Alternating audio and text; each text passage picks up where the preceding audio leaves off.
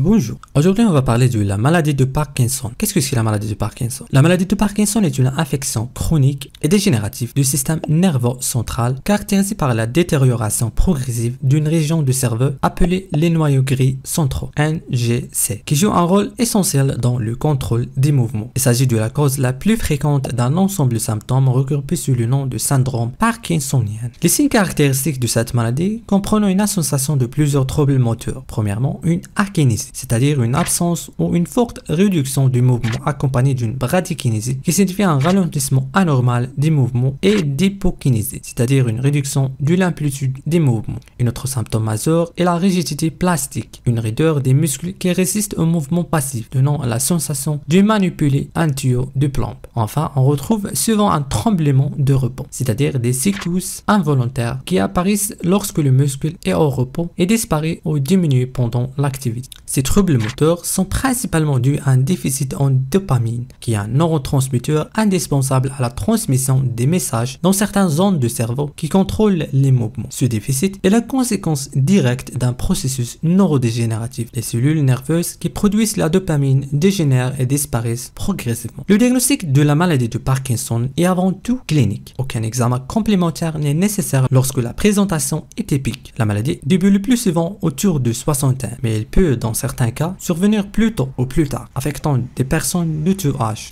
La maladie de Parkinson représente la deuxième cause d'handicap moteur chez les personnes âgées, juste après les accidents vasculaires cérébraux. Son impact sur la qualité de vie est donc très important, notamment en raison de la perte progressive d'autonomie qu'il entraîne.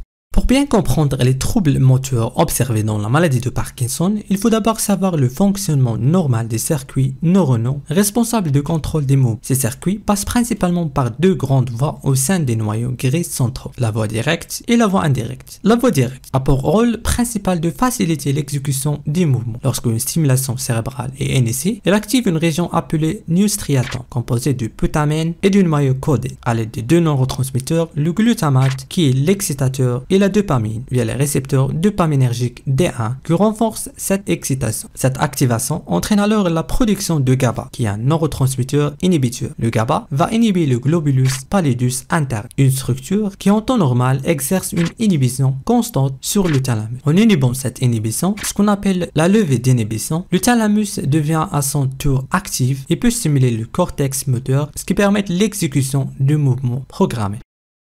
Deuxième voie, la voie indirecte ou la voie inhibitrice de mouvement. En opposition, la voie indirecte a pour but de freiner les mouvements inappropriés. Et c'est aussi la stimulation cérébrale active du neurostriaton, mais cette fois via les récepteurs dopaminergiques D2 qui ont un effet inhibiteur. Cette activation est également renforcée par le glutamate et conduit à la production de GABA. Le GABA va alors inhiber le globulus pallidus externe, ce qui provoque une activation du noyau subthalamique. À son tour, le noyau subthalamique stimule le globulus pallidus interne qui va inhiber davantage le thalamus. Résultat, le thalamus est freiné, ce qui empêche l'initiation du mouvement.